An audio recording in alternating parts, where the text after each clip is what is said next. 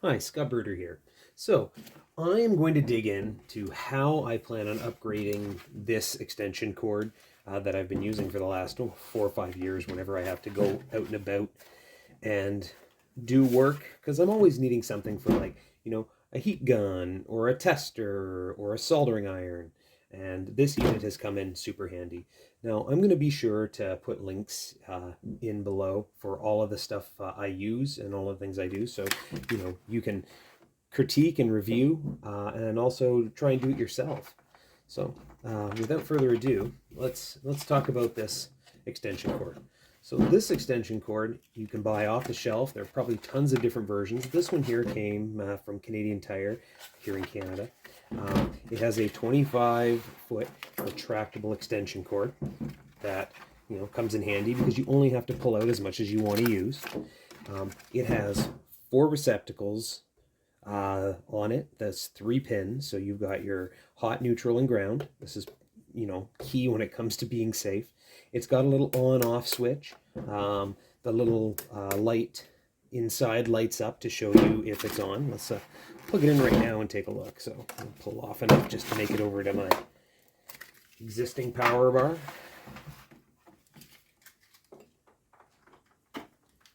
And you can see I got a nice little indicator light there. So this unit has a rating of 10 amps is what they say in the documentation on the website. It doesn't say a lot on here except for it says it's a model 0522495-6 from NOMA, and it says it's rated at 13 amps. So the website actually has it rated lower. 125 volt AC, 1625 watts, and it says it's a caddy reel with power bar. That's exactly what it is. So with that, I don't know why the rating on the site says that this switch is a 10 amp, but if I take a look at the cord itself, and this is a thing that's always important when you're working with any sort of cabling, whether it be for electrical or for data or telecom, is all of the information you need to know about the wire is on it. This one right here says that it's a type SJTW. I don't know what that means, but it says it's 3 by 3.31 millimeter squared. That works great in metric, but I feel like when it comes to electricity, everybody still talks imperial. So that works out to a 16 American wire gauge, 16 AUG. Now, when you do the math on 16 wire gauge, it says it should support 13 amps. And that's exactly what the sticker says. I don't think I'd ever really want to push a cord beyond its limit, because when you do that, there's risk of it creating enough heat to melt, and melt will, wear away at the plastic and cause a short circuit, and a short circuit could cause a fire. And none of those are good things. None of those are things you want. So what I wanted to do was I wanted to add some extra safety precautions, because I haven't tested that switch to make sure it gives out at 10 amps or 13 amps. I wanted to put in a voltmeter and an ammeter. So what the difference is, and maybe I'll break away in the video to describe and explain what volts and amps and watts are. I strongly recommend you go do that yourself, because it's only going to make you a smarter individual. So I went out and I couldn't decide what color or how things needed to go for what I wanted to put in here. So I went and I ordered a number of these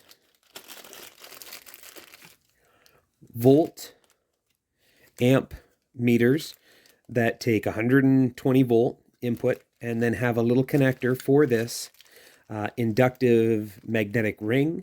And the way this works is you put either your hot or your neutral wire through this ring, and it will be able to tell you how much amperage worth of electrical pull is actually going through that circuit.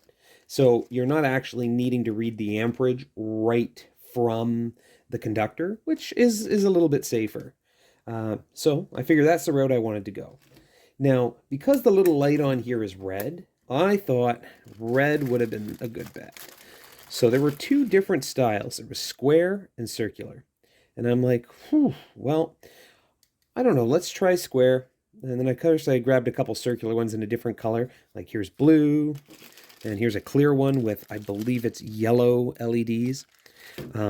And I can test these out. You know what? Why don't we test them out now? Now I'm going to do something a little risque. How do they say? I'm going to use an adapter and a couple alligator clips to make these connections here so that we can actually see the displays light up. So I'm going to turn it off first, right? This is always important to make sure your circuit's not live. And I will grab, this is one of those European plug adapters. It's just got the two blades for North America, but it's got a couple holes so you can plug in your European plugs. But it works out really good because it gives me a couple pads that I can use these alligator clips on and make contact. Now, I'll put those in place. I'll slide those down so there's no risk of short. And I'm going to plug it into the power bar that I'm using because, well, it's right here. So now I've got a switch to these two cords that I can plug into the power points on this meter. So make sure it's off, make sure nothing's shorted out. And now I'm going to take it. I'm going to put the alligator clip in so I know it's making contact with one of the screws. And I'm going to put the other one in. Make sure it's making contact with the screws. Make sure that they're clipped on nicely so that I don't have to worry about them moving around and shorting out. And then what I'll do is turn the power on. And there we go. This module here says 118 volts, 0 amps. I know there's no amps because I don't have the ring through, and of course nothing's plugged in. But that's the way the red one works. And you know what? I like that red color. So I'm probably going to try and use the red one for this project. But I'm going to turn this off so it's safe. Give it a second to make sure that all the power's kind of removed itself from the circuit. Now granted, AC is pretty instant. The second you turn it off, it should go away. So I'll clip it onto this one, do the same thing I did last time. And we'll turn it on again. This one here, look at that. Blue, not too bad. 119 volts, 0 amps. Turn off the switch, unplug it. Let's take a look at the yellow one. You know what, might as well look at all the colors since I'm here.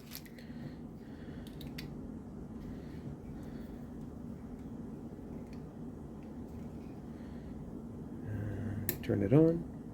Ooh, look at that. V looks like an A went upside down. Turn that around. 118, 0 amps. I like that. Now, before I plug in the last one, I guess I should do the plug on what this is. So the part number on these here are an AD16-22 AVMS for the square one, and an AD16-22AV for the round ones. Go look online. I'm pretty sure that's a fairly standard part number. Comment if you've found a good source for them, because I feel that I'll find uses for all of these if they're not here, maybe in my home electrical panel or another electrical project that uses 110 volt. Oh, that one my connection's not too good on, so I'm going to turn that off, reseat my connections, and turn it on again. Uh-oh.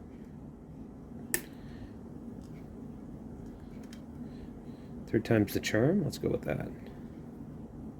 Oh, look at that. Ooh, that one isn't even yellow. Those are like bright white.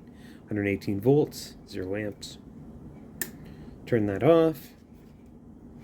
Remove this. Now, let's take a look at the face of this box, or the face of the power bar, and find out what I want to do. Now, I don't think I'm going to use the bright white one. That one's too extreme. So I'm going to put it back together. Put it to the side. And I don't think I'm going to use the square orange one. I'll put that aside. And don't think I'm going to use the round blue one. So, yet again, put that one aside. So, square red one. Now because I'm going to be touching this, I'm going to go back to where this extension cord's plugged in and remove that. So, now I know there's absolutely no risk here. So, looking at the face of this, I know I want to set it in the black area. Now, if I look here, there's a screw, and a screw. So, the big thing is, where is this going to fit? So let's figure out placement. Well, can't put it there because it'll interfere with the screw. I do like this side. Maybe I can put it there. Looks not too bad. I think that'll look pretty nice, recessed in the black.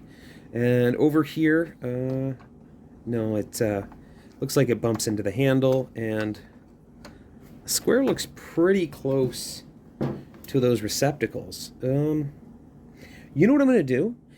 Because nothing is better proof than actually having to navigate this around the receptacles. So I'm going to plug in a couple things.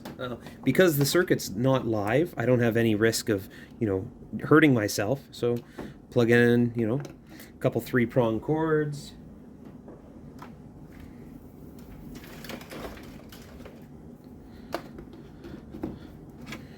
And let's see what we can't do with that red square. Oh, well, that isn't looking good. So I can angle it. That might work because the black, comes right to the edge. But if I put it square with those receptacles, that little lock ring extends beyond onto the very far edge of the black plastic, and of course the edges of the corners of the square unit here go over, and they may actually not even fit smoothly, and not to mention it doesn't give me much room. Actually, you know what, let's go one step further. I'm going to take out this one plug, and I'm going to grab a USB charging cord. Like this one here is a little flip out cord. Now if I were to plug that in there, it extends it even a little bit further, so that actually doesn't look too good. I don't feel like that's going to be a useful connection. You know what I'm going to do? I'm going to check the round one. I don't, of course, have a red round one, so I'm going to use this blue round one. Now, if I go blue, now that is a much better fit. So even on that real bulky connection, not having those square corners gives me a lot more room. So I feel like I'm going to order a red one of these, but for this project today, I feel like I'm going to use the blue one. And we'll see how it looks. And it gives me my room for my plugs. And if I compare the depth on these, like, there's not much different there. So I feel like I'm not going to hurt myself with this. So I feel like the round one is the solution. So let's take a look inside and try a dry fit before I even consider cutting a hole in this, because if I cut a hole and I can't use this, well, that's a big waste.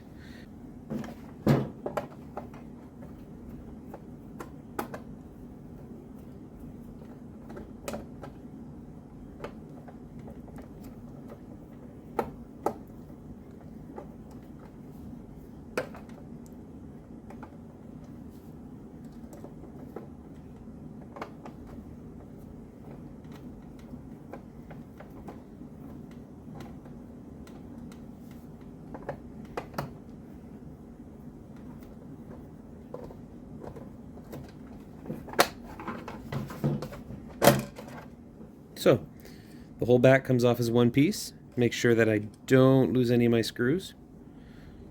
And we'll set that aside. Oh, and the whole thing comes out of the body. So I'm just going to take this unit and slide it all the way down the cord. So now I can see there is an extension that goes into the back of this black area, and this is where all the action happens. So to get this yellow section out of the way, I am going to finish taking this screw out, put it to the side, and I should be able to just walk that all the way down the cord again and be left just with the meat and potatoes. So I can see on the back there's actually a plate that keeps all of the business parts away from, I don't know, any fingers or anything like that. I don't know exactly. It's inside, but every layer of protection, you know, could save a life. And then here's the switch mechanism. And we take a look at the switch. It says it's a KT-001. It's Hangzhou Kate E257321. I don't know. I'll have to run those serial numbers and see, or those model numbers, and see what it's rated at. And if it is a circuit breaking switch, it's got enough meat to it that it could be. So next thing to do is to open up the inside of this box and see what's going on here. So let's zoom in on that. Perfect. Oh, the screwdriver's too big, so I'm going to go back to my trusty screwdriver.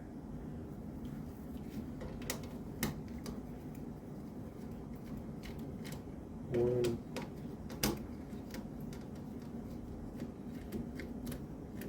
two, three,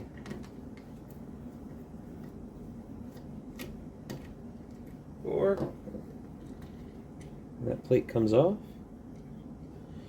So now I get to see what's actually going on inside. So we've got this clip that holds the cable in place. It also acts as a stress relief. And then we've got our green ground that goes through those third pin points all the way around.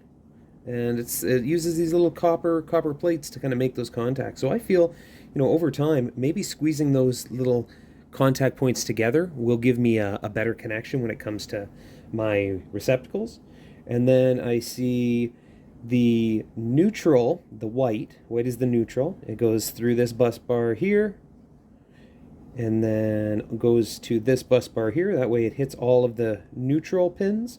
If we take a look on the other side, the neutral side is the large piece, and the hot side is the small piece. Right. And then of course you see your black hot line come out, go into the switch, and then come out of the switch, and then go to the bus bars for the hot points. Now the great thing about this design, and the way you should design every circuit, and you know, tell me if I'm wrong, put it in the comments below, but you should always put your switch on the hot as close to the source as possible. That way, you know, if you go to the switch and turn it off, everything else down the line gets turned off as well. So comment, let me know, and I'll be very happy to see some constructive comments and feedback. So the part that I'm at right now is, can we make this little blue volt-amp meter fit?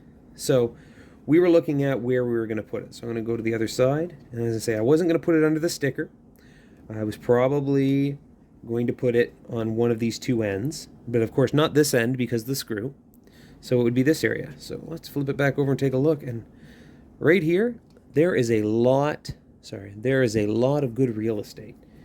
And that unit would fit perfectly. So the big thing to do is to just make sure that I get it set dead center. And I don't mind if it's tight to that edge, because I want to make sure that this ring grips as well as it can inside. And I feel that we will be successful. Okay, so what I'm going to do is I'm going to go get a pencil and come back to this shortly.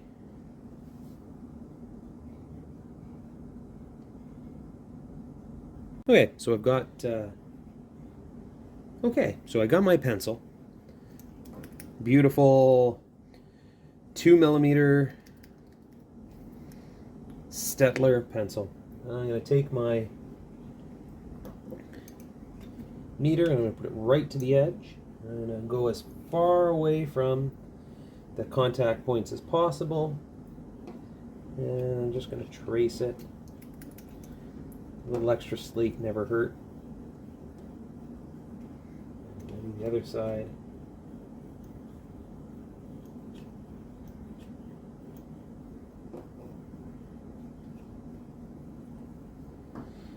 All right, so I've got it marked there nicely. So what I'm probably going to do for this is I'm going to drill it out with a small pilot hole right in the center, and then I'm going to use a step bit to get it to the size I need. So I'm just going to take this apart because I don't need it that whole size. I actually should be using this as the guide. So I'll just set that aside. I'm going to set that ring in the middle.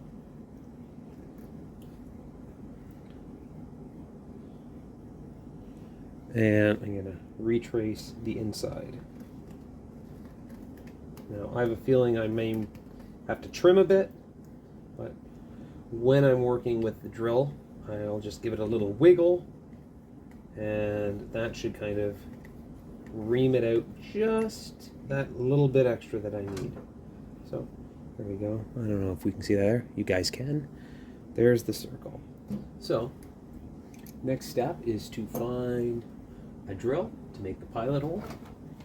Here's my titanium drill bit set, Benchmark. These came from, oh, you can't see. Benchmark titanium drill bit set. These came from Home Hardware. Now, I normally, and we'll go back wide for this, I normally, I have a nice 18 volt Milwaukee, but this one here, this is one of the little M12, one of the portable ones, and I think the amount of power in this little M12 is just great. It gives me everything I need for small jobs. Now, granted, the hammer drill on the M18 is great. So if you want a drill, and of course there's a big argument, you know, are you team red, Milwaukee, team yellow, DeWalt? As you can see, I'm red. So I'm going to go right dead center here, and I'm going to just start a small hole.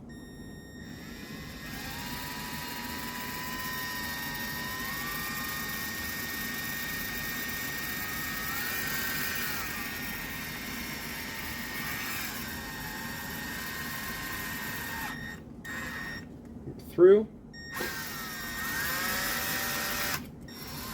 Look at that. Looks good. I just try and clean up my mess as I go. Okay, so I got my step bit, and the step bit's got to go almost all the way to the bottom. Okay, well, I'm okay with that. So what I always like to do is I like to tape my drill bits so that I know exactly how far down to go. Let's see.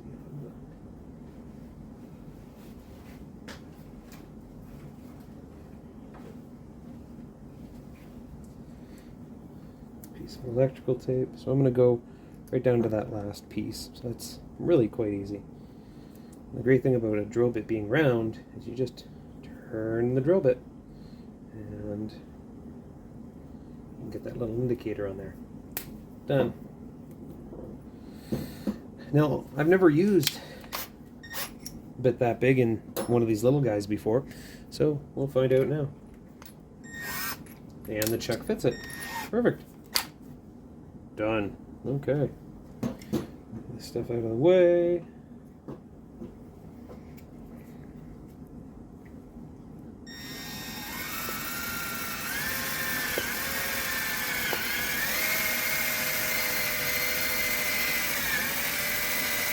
This is where I wiggle the drill bit a bit.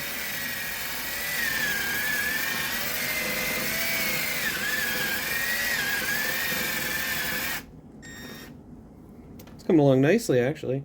Not bad. Oh, and there I am. So I got my hole.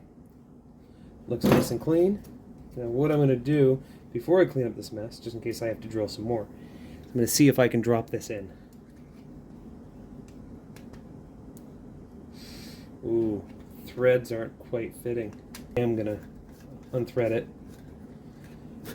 and drill that hole out a little bit bigger.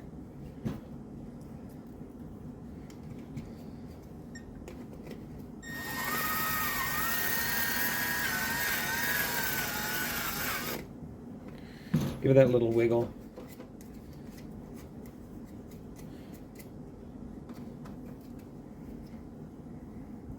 Let's zoom in. Anyways, you guys can take a look and critique me.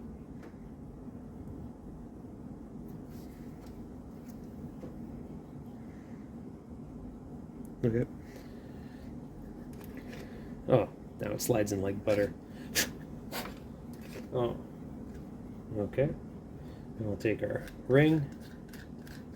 Now what I'm going to do is I'm going to put it in here, but I'm not going to tighten it too tight because I still want to be able to rotate the display.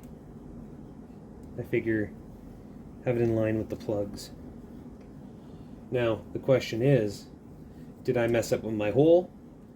Let's see if I can get a 3-prong plug in there. Actually, you know what? Let's go back with the big chargy thing. That was an ugly mess. Now granted, I could always put it in one of the other plugs, but I feel like I want to make sure I've got the space. And it just fits in there. And I'll put it in the other one. Oh yeah, lots of space. So that's perfect, because now I know if I have a receptacle, just a normal kind of PC style plug, or the plug that's on my soldering iron, I can just slide it in, and there's a clear gap right there, so I don't have to worry about anything getting pushed on too hard on anything else. Okay, so now I'm going to put this aside and I'm going to clean up. So, got my display in, looks nice, good fit. So, next question is, where do I wire it up, and how do I put the ring on one of my wires? Oof. So let's just give this a turn. Plug that in.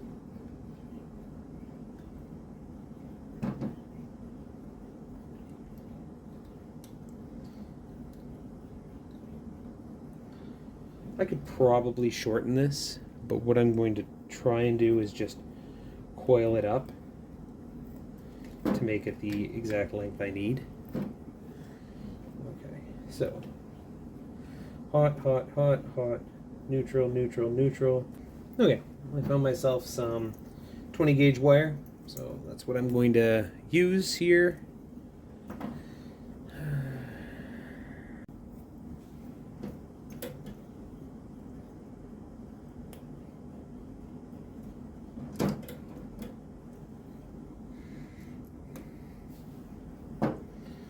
From here, and I'm going to wire it right to the switch. I feel like that. There's some good connection points. Should take the time to set up my soldering iron.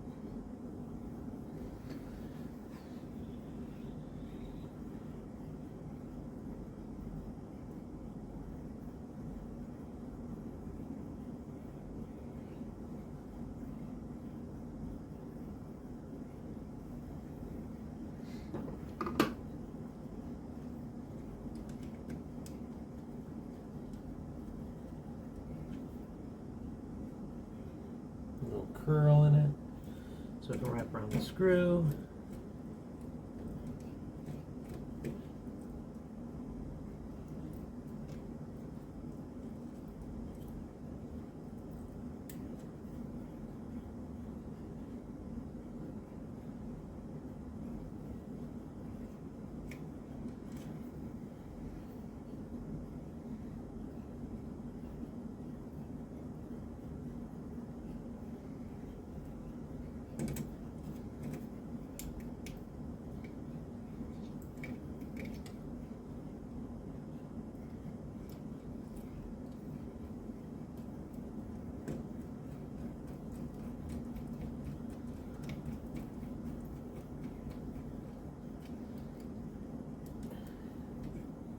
Perfect. Something on the other side.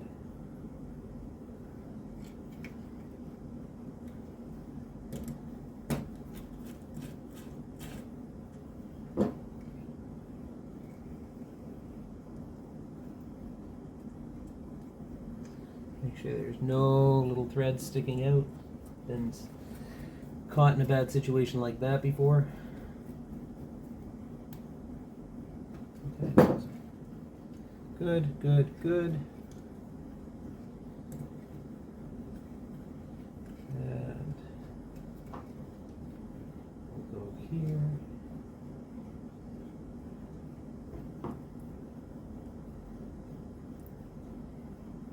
So I'm going to put this after the switch because I don't want it to stay on all the time when it's plugged in. I feel like that's probably a better bet.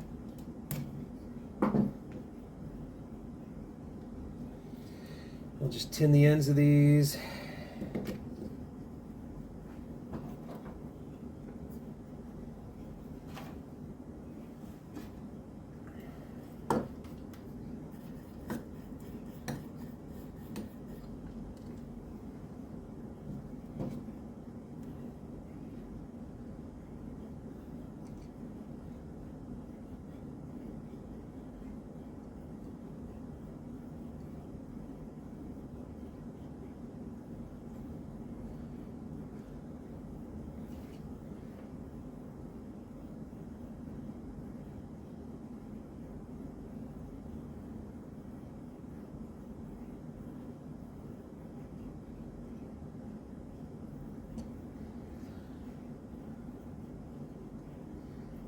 So what I'm going to do for this switch is I'm going to heat up the contacts on the solder point on the switch and then apply my cable so I don't melt the sheathing on my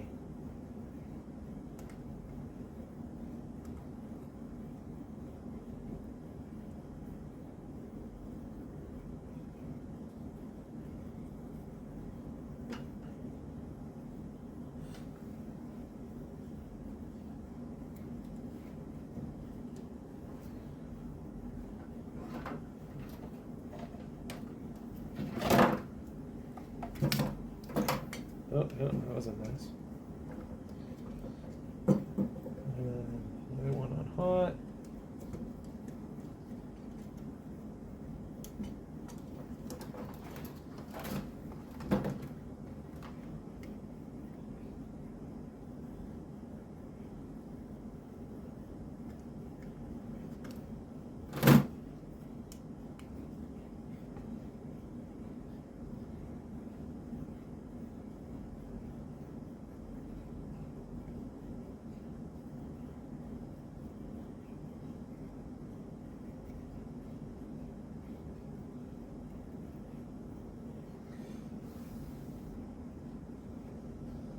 Okay, so those are both on. I'm going to leave the soldering iron active because I feel like there's going to be more soldering in the near future. So what I'm going to do is see how those wires work out. Move them to the side. I have to make sure that this cap goes on.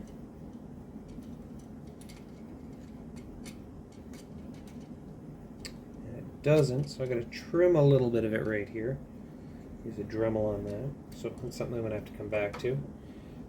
What I am going to do is I'm going to also have to find out how I can put this magnetic ring, or this ring on there.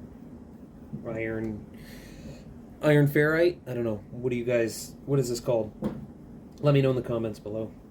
So, I'm sure I can put it sideways like that. So I think what I might do is take this hot line, bring it around the side so that I can put the ring through it.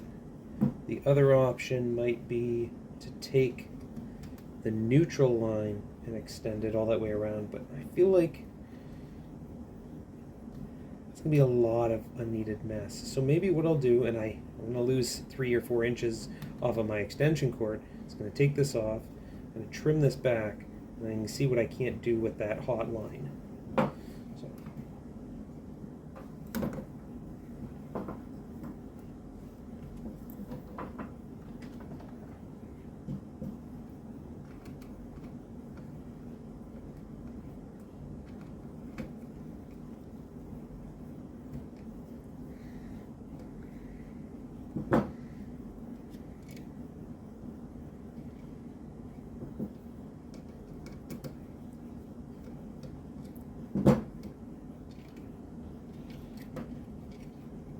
So. We'll get a little razor knife there. We'll see if we can unsheath that.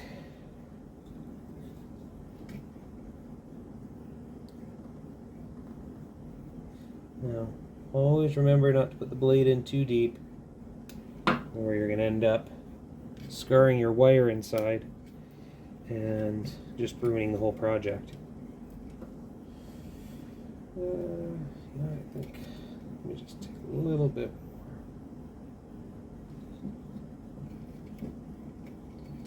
more. And then what I do after I peel back my sheath to the length I want, then I use the knife to cut the excess off. And of course, also use caution here, because, yet again, you don't want to scar any of those conductors.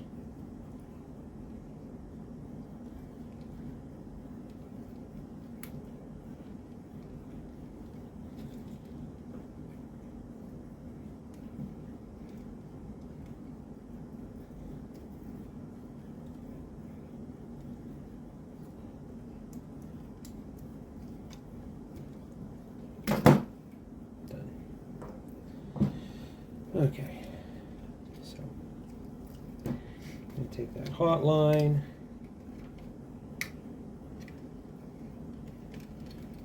bring it off to the side. I'm going to take that neutral line, bring it up through the center to take care of that extra slack. And the same thing goes with the ground. Once got it far enough in, I'm going to put that clip back on to keep everything secured.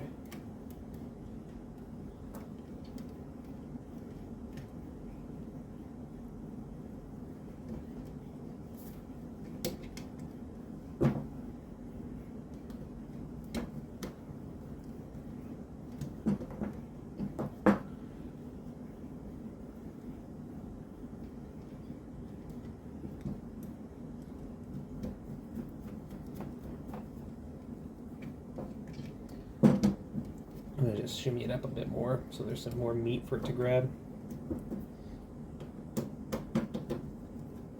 And then just alternate the screws until they're snug.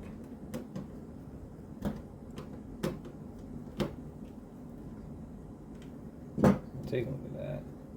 So what I'm going to do now is I'm going to take this hot line off. I'm actually going to kind of twine it from being around the neutral so that I can make a nice long path all the way around the outside to go through this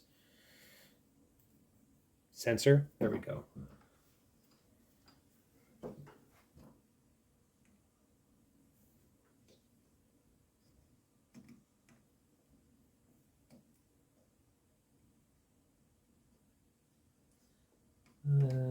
doesn't feel like it's warming up. So I'm going to put a little bit extra solder on there, the way the flux can... Oh, there we go. Look at that. That was easy.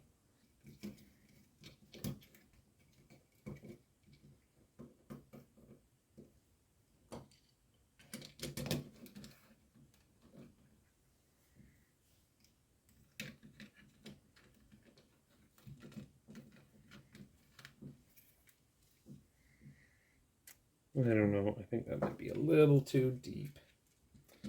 Let's try and dry reassemble this and see how it looks.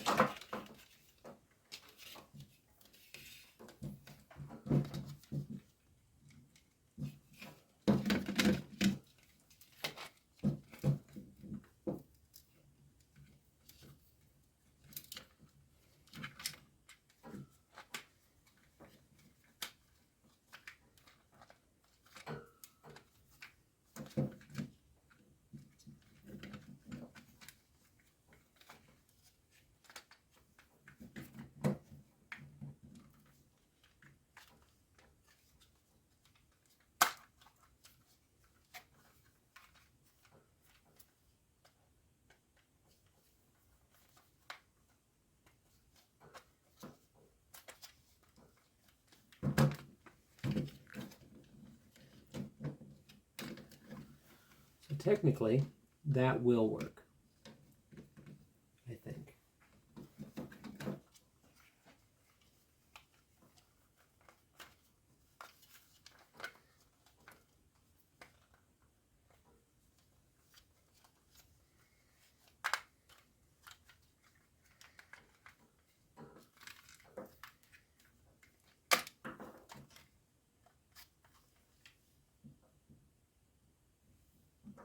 So, if this goes here,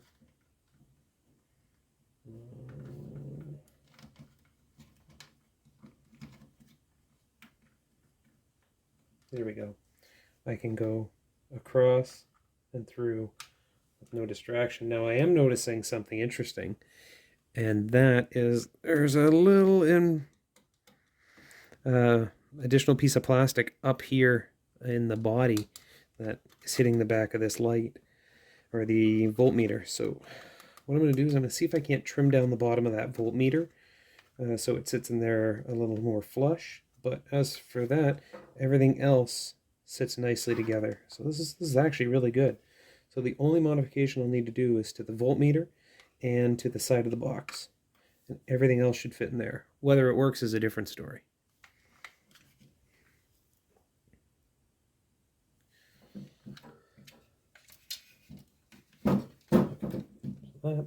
That.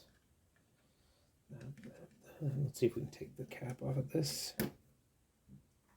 What's going on in there? These little metal tabs. I'm just going to nip it with these.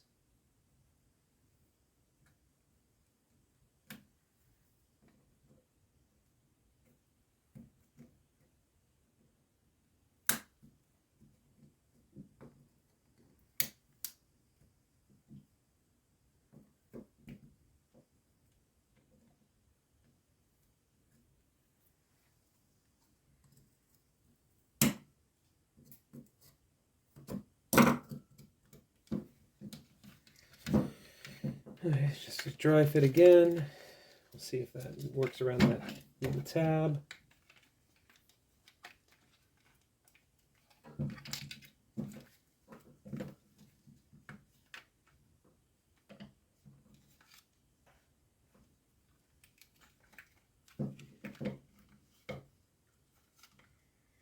Oh, tons of room. I didn't even need to be that aggressive with it.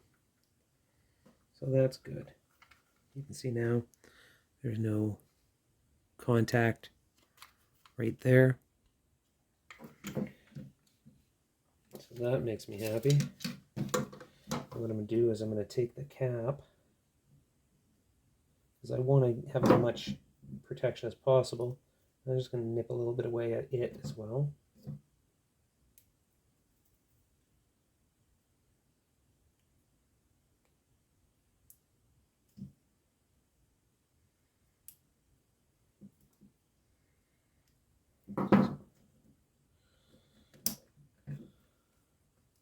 I'm still mitigating my potential for a short.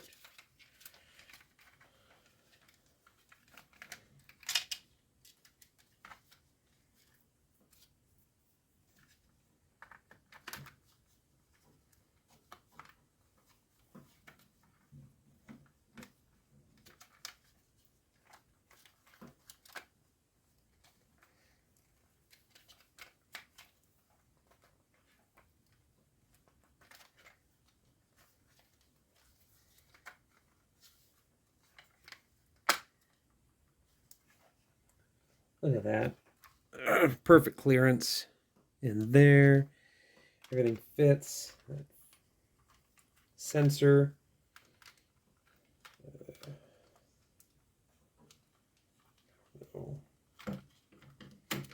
Trying to figure out the best way to fit that. Go here.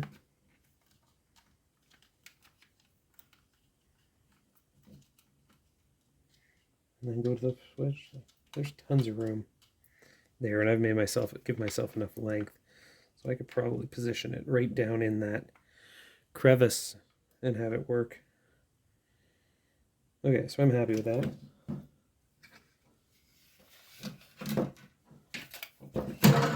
So that's good, that's good, that's good. I still need to trim down this side. Let's use the drill.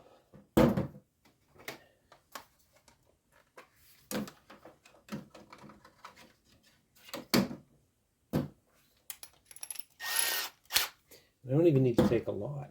Like, what I need to do is I need to give myself, oh sheesh, like maybe 2 mils just to take the pressure off of it. So let's just take this away. I'm going to go off camera and go over the garbage and just clean up because I don't want to mess up my area again. There we go. Just a little bit. Look at that. Beautiful. Okay. So take that. Make sure my grounds are good. Make sure my neutrals are good. Make sure there's nothing in any pinch points. Done. I'm going to take this. Put it on. 1, 2, 3, 4. That looks good. 1, 2, 3. Oh no, where's my 4th screw? I feel like I'm a very lucky individual. 4. Done. And then I will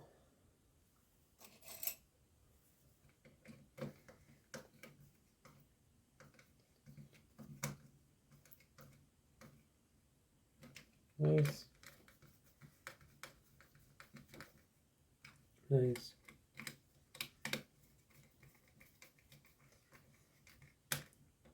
Nice. All 4 of them are snug.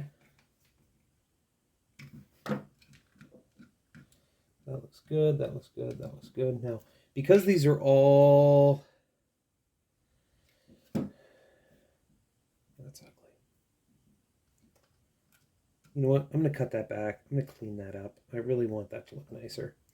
So what I'm going to do is I'm going to disconnect this wire here for now because I'm going to coil it up when I'm done.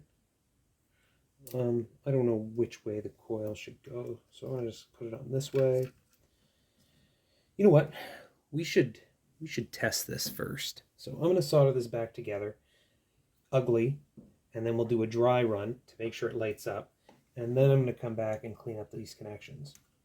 Because if this doesn't work, I don't even know if I want to waste all this time on it.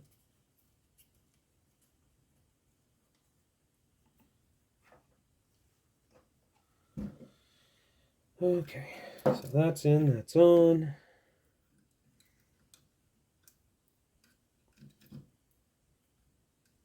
That's connected.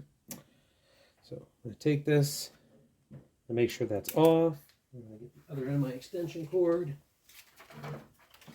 Plug it in. Now, I need to be careful because that hot is now hot, but nothing else is on there. And the last thing you ever want to do is put yourself in the circuit. So I'm going to turn it on.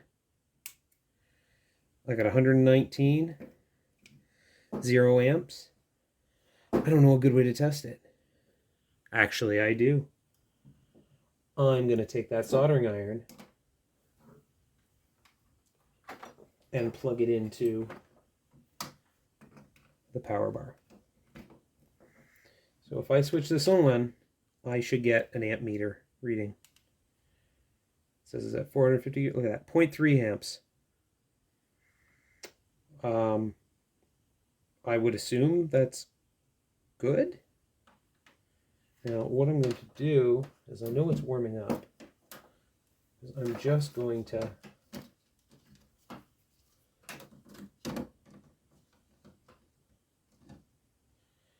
adjust this ferrite bead and see what it actually does. We've got 0.2, 0.3, 0.2, 0.3. You know, I don't know how many amps that is. So let's go one step further. Right, we've got 2.3 amps. I'm going to turn this off because I have a kilowatt meter here. And I know it works. So I'm going to take this out. I'm going to plug in the kilowatt meter in such a way that I can see both of them at the same time. Ha! I can't do it now because, well, isn't that just fun? Okay, well, we knew it was 0.2, 0.3. So I'm going to put that in, put this in here, and I'm going to turn it on. And with any luck, I'm going to see 0.3 amps. And if I do, then I know my sensor's working good. Okay, so that's turning on.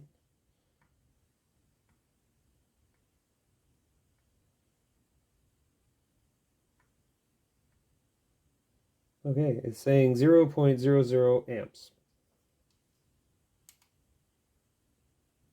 Look at that, 0.31 amps, 0.29. So that sensor is actually pretty accurate, bouncing between 0.2 and 0.3. So I think it's a success. I'm gonna turn this off. Turn off my power bar, remove the kilowatt, remove the soldering iron. Now I am still going to use that soldering iron to clean up that wire because I feel like it's a mess. But that works. This system is working. It's actually successful. Okay, let's heat this up. Take it off.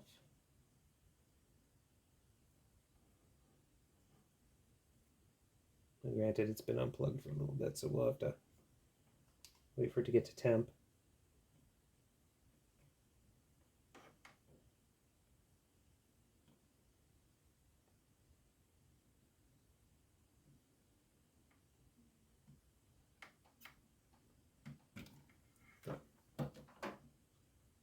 Okay.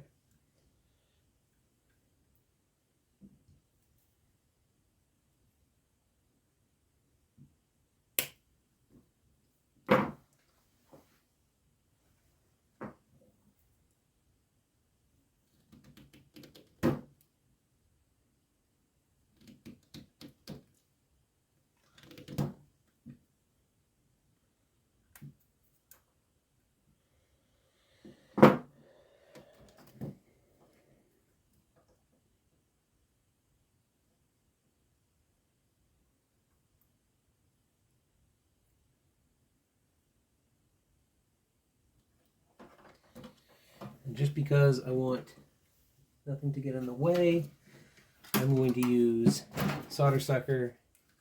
Let's see if I can peel off any of that excess solder.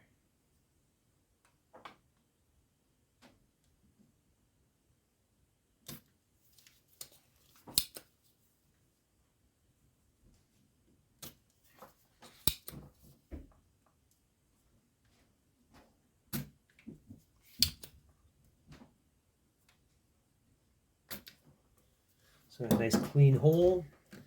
I'm going to put this through.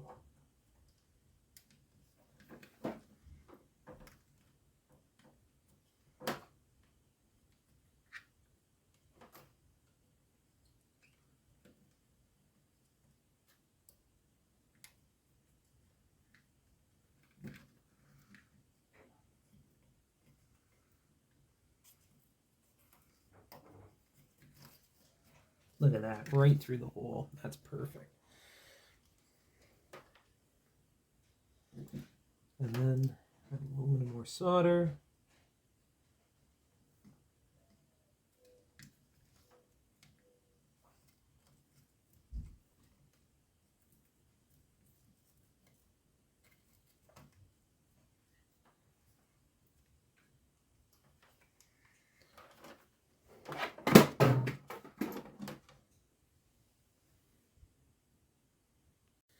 Okay, then we're gonna move this coil.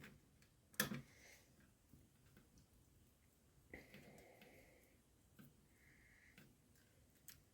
it look a little nicer.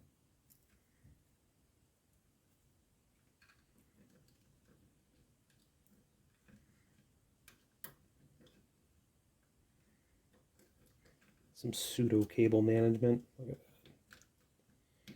So this is how it's going to look in there. Looks a lot nicer. Let's see if we can feed it all back through.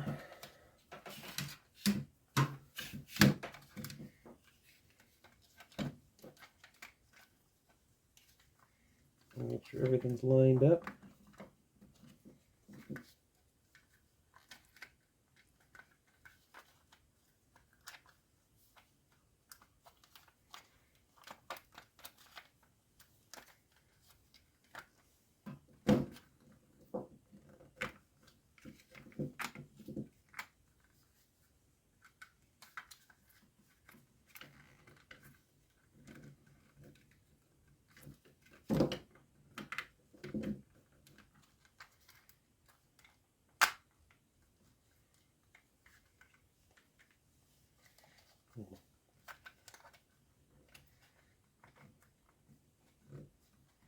Got that all lined up. 1, 2, 3.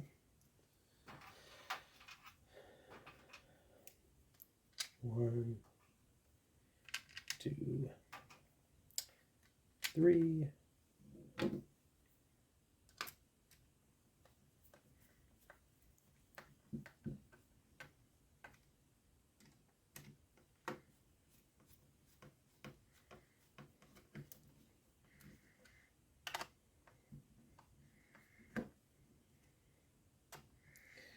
Now the question is, did I forget to tighten that ring? And the answer is yes. Okay, well, let's plug this in. Let's turn it on. Let's hope there's no sparks. So what do I want to do? I'm going to just keep it at that nice 90-degree angle.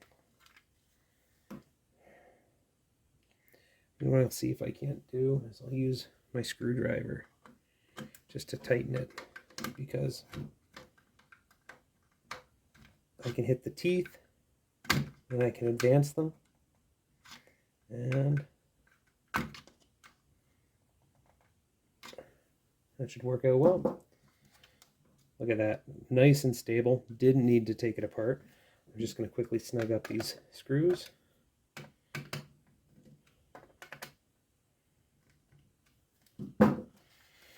Off, on, off, on. Everything looks good back there. And what I'll do is we'll go back to the soldering iron test. So it's off right now. I'll plug it in. Off, on. Whoa. 0.5, 0.4. Look at that. Uh-oh, is the reading inaccurate? Or is it just getting to temp? So let's watch this for a few seconds.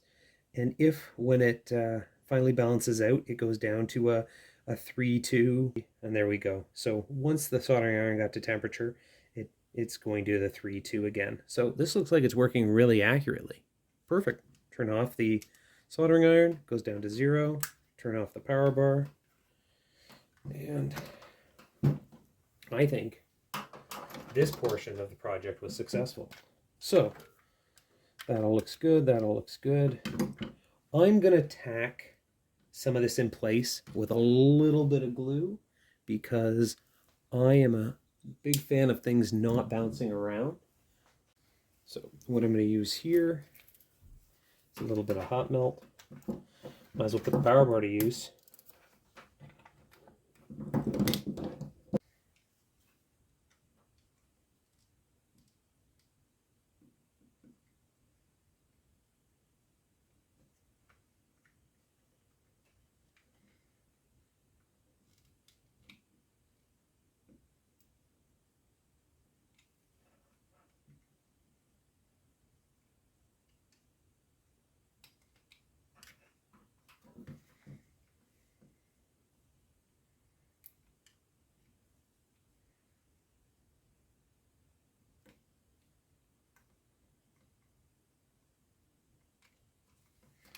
There we go. It's going to hold that all together nicely now.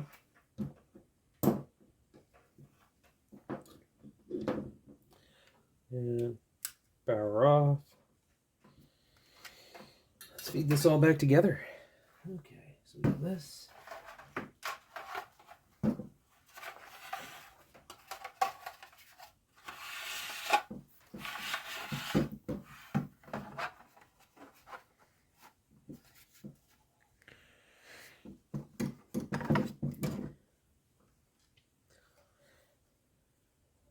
Now I got to take these screws out so I can see the standoffs.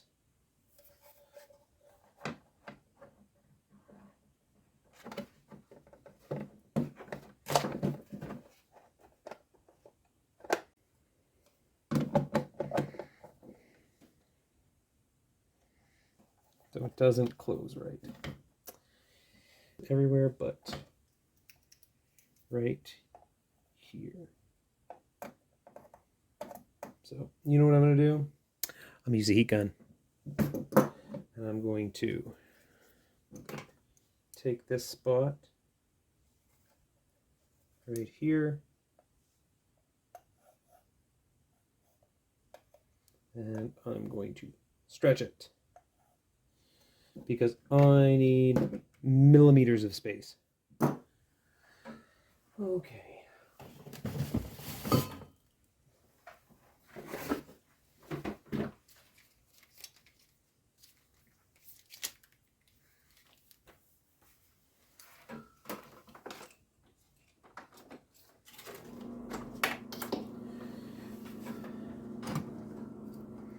So in order to push that, I'm going to use something metal and heavy, like a pair of, let's just use these pliers.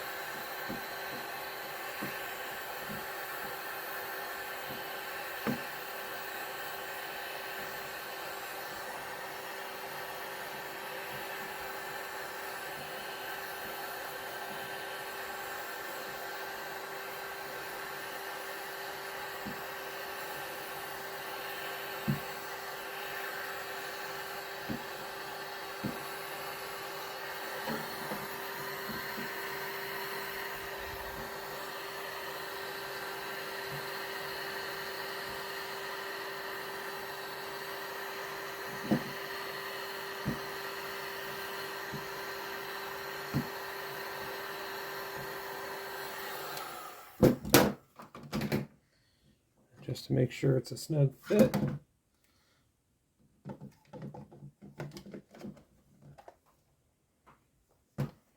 I will push it on right away. You can see right where the square was, I now have a little bulge. But It's a safe bulge because it's still fully insulated.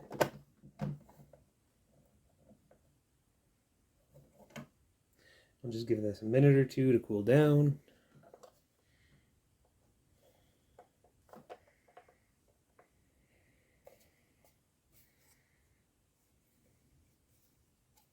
So now we'll try and assemble it like I did before.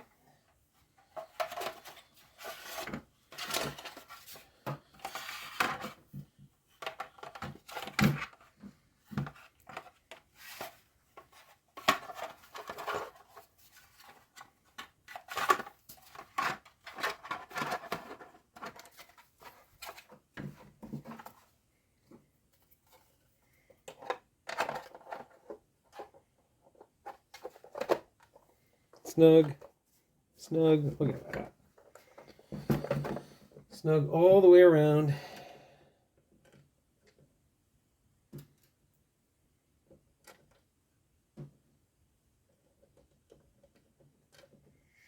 Maybe in the future I'll put something in this recess at the back. I don't know, maybe a USB charging block or something that, something useful. I guess I could always put like a little Tupperware container in there and make it storage for, I don't know, screws, alligator clips, adapters like universal power adapters, where we can go and use European plugs, things like that. I think that'd be kind of a good idea.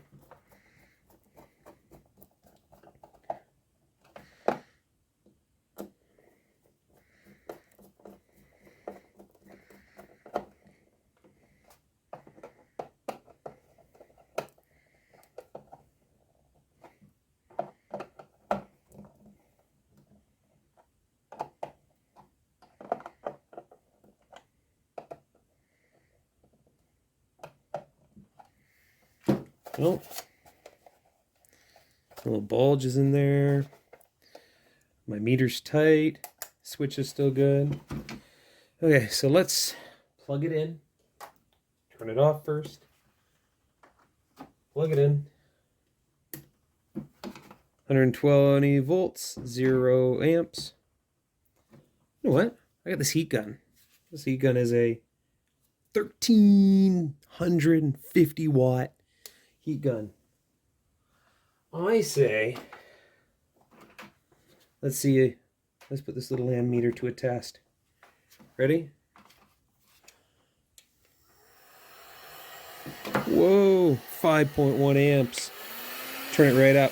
Whoa, 11.1 amps. I hate to say it, but I feel like this is very successful. Perfect. Well, thanks for watching step 1. I got to do a lot of cleanup here. Step 2 will be installing this ground fault interrupter. I'll also take the time to explain what a GFCI is and how it works. And I may not do this for another month, but, put in your comments and questions because I feel like there's a lot of people in this industry that might see this and, have feedback. They may all tell me that I'm mad and I'm going to burn down my house. But at the end of the day, the end of this cord is in perfect condition. And I don't want to be the guy who sacrifices it right away. So let's just coil this up for the day.